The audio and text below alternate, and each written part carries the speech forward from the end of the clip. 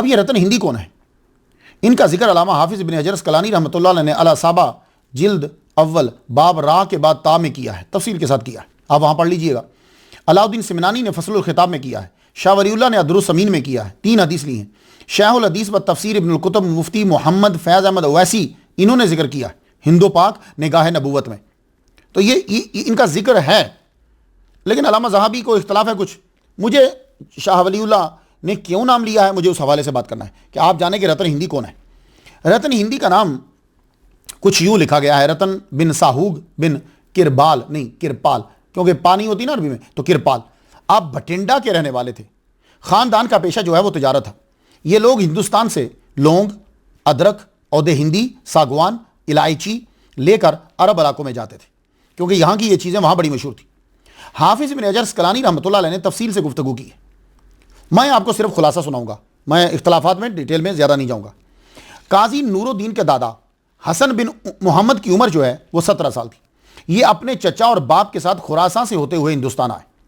وہاں کے تاجر یہاں کپڑا لاتے تھے، یہاں سے یہ چیزیں مسالے لے کر وہاں جاتے تھے، تو چلتا رہتا تھا سلسلہ۔ یہ کہتے ہیں کہ ہم ایک جگہ رکے تو ایک دم سے ہندوستان میں جب ہم آئے لوگوں کا شور اٹھا، جس جگہ ہم نے پڑاؤ کیا تھا تو شور اٹھا، تو ہم اس شور کی جانب جو ہے وہ بڑھے، تو پتہ چلا کہ وہ ایک بہت بڑا درخت ہے، اس درخت میں ایک زنبیل ہے۔ تو ہم نے پوچھا بھائی یہ زنبیل میں کیا ہے؟ کہنے لگے کہ اس کے اندر ایک بابا جی ہیں جن کی عمر 600 سال سے زیادہ ہے، وہ بابا جی صحابی ہیں۔ ہم نے گزارش کی کہ ہم بھی زیارت کرنا چاہتے ہیں۔ انہوں نے زنبیل کو نیچے کیا، اس کو جب کھولا تو اندر دیکھا ہم نے کہ وہ بابا جی کو روئی کے اندر یوں رکھا ہوا ہے، جیسے پرندے کا بچہ ہوتا ہے نا تو اس کو گھونسلے کے اندر آپ رکھتے ہیں، یوں رکھا ہوا۔ تو ہم نے کہا کہ ہم بات کرنا چاہتے ہیں۔ وہ اس وقت اتنا اونچا بول نہیں سکتے تھے، جو ہے وہ کوئی رشتہ دار محمود بیٹا۔ ہم نے انہیں اپنا تعارف کروایا تو انہوں نے کان قریب کر کے تو یہ کہتے ہیں کہ ہم دیکھ رہے ہیں۔ ان سے پوچھا جی یہ کچھ بندے آئے ہیں، شرفاء ہیں، سادات ہیں، تو یہ آپ سے پوچھنا چاہتے ہیں کہ آپ صحابی ہیں، آپ حضور سے کیسے ملے؟ تو انہوں نے پھر اپنی سٹوری سنائی۔ سٹوری سماعت کر لیجیے، ٹرانسلیشن کر رہے ہیں محمود صاحب، ان کے بیٹے جو ہیں، وہ لب ہلا رہے ہیں، آواز اتنی اونچی نہیں۔ کہتے ہیں کہ میری عمر جو ہے کو 20 کے قریب ہوگی، ٹھیک ٹھاک مجھے اللہ نے قد دیا۔ ہم یہاں سے جاتے تھے، میں اپنے ابا کے ساتھ گیا۔ اس وقت جس جگہ میں گیا اسے مکہ کہتے ہیں۔ میں وہاں جب گزر رہا تھا، بارش اتنی شدید تھی کہ بارش کا پانی یوں بہ رہا تھا بلندی سے نیچے آ کر کہ جیسے وہ نالا بن گیا۔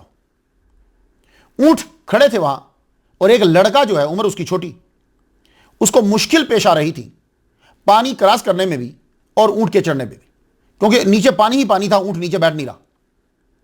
تو کہتے ہیں کہ میں نے اس لڑکے کو اپنے کندھے پہ سوار کیا اور کہا کہ یہاں پاؤں رکھ کر آپ اپنے اونٹ پہ سوار ہو جائیے اور چلے جائیے۔ وہ جب سوار ہو گئے انہوں نے مجھے دعا دی، وہ الفاظ میں نے پہلے کبھی نہیں سنے، کہا اللہ برکت دے، اللہ برکت دے۔ وہ چلے گئے، کہنے لگے میں تجارت مال بیچ کر کچھ مال لے کر میں واپس آ گیا۔ کافی عرصہ جو ہے وہ یہاں گزر گیا۔ پھر ایک مرتبہ میں اپنے گھر میں بیٹھا ہوا تھا تو میں کیا دیکھتا ہوں، رات کا ٹائم ہے، اور آپ کو معلوم ہے کہ سعودی عرب اور انڈیا 2 گھنٹے 30 منٹ کا فرق ہے، یہ بہائنڈ ہے۔ تو میں دیکھتا ہوں کہ چاند ٹوٹا ہے، اس کا ایک ٹکڑا مشرق کی طرف ہو گیا، ایک ٹکڑا مغرب کی طرف ہو گیا۔ تھوڑی دیر کے بعد پھر دونوں آپس میں مل گئے اور جڑ گئے۔ میں اس واقعہ کو دیکھ کر بڑا حیران ہوا، جستجو ہوئی کہ کس سے پوچھوں کہ یہ واقعہ کیوں ہوا، یہاں کا تو کوئی جواب نہ دے پایا۔ پھر ایک قافلہ آیا تاجروں کا وہاں سے جو عربی تھے، میں نے ان سے پوچھا تو انہوں نے بتایا کہ ہاں مکہ میں ایک صاحب نے نبوت کا دعویٰ کیا ہے، وہ کہتے ہیں کہ میں نبی ہوں اور یہ معجزہ انہی سے سرزد ہوا ہے۔ تو بہت سارے لوگ جو ہیں اس معجزے کو دیکھ کر مسلمان ہوئے۔ تو کہتے ہیں رتن ہندی نے کہا کہ مجھ میں شوق پیدا ہوا تو میں پھر یہاں سے چل پڑا، سامان تجارت کچھ لیا، بیچتا ہوا میں وہاں مکے پہنچ گیا۔ مکے جب پہنچا تو میں نے پوچھا بھائی نبوت کا دعویٰ کس نے کیا ہے؟ مجھے ان کی جگہ بتائی گئی، میں وہاں پہنچا۔ جب میں پہنچا میں پاس بیٹھ گیا، اس وقت آپ کے چند دوست بھی بیٹھے ہوئے تھے، قریب ہی آپ کے پاس کھجوروں کا تش جو ہے وہ پڑا ہوا تھا۔ میں جب قریب گیا، بات چیت ہوئی تو خود ہی میری جانب متوجہ ہو کے کہنے لگے تم مجھے پہچانتے ہو؟ میں نے کہا نہیں، میں تو نہیں پہچانتا، کیونکہ حضور صلی اللہ علیہ وسلم نے جب اعلان نبوت کیا ہے 40 سال کے بعد تو تبدیلی تو آ جاتی ہے آدمی میں. نہیں میں نے آپ کو نہیں پہچانا. تو حضور صلی اللہ علیہ وآلہ وسلم فرمانے لگے جب آپ نے ہمیں کندھوں پہ بٹھا کر اونٹ پہ بٹھایا تھا تو ہم نے آپ کو دعا دی تھی, یاد نہیں ہے؟ یہ جملہ کہنا تھا تو رتن ہندی کہتے ہیں کہ میں آگے بڑھا تو میں نے کہا اشہدو ان لا الہ الا اللہ و اشہدو انک رسول اللہ, میں گواہی دیتا ہوں جو دوسروں نے پڑھا میں نے بھی پڑھ دیا.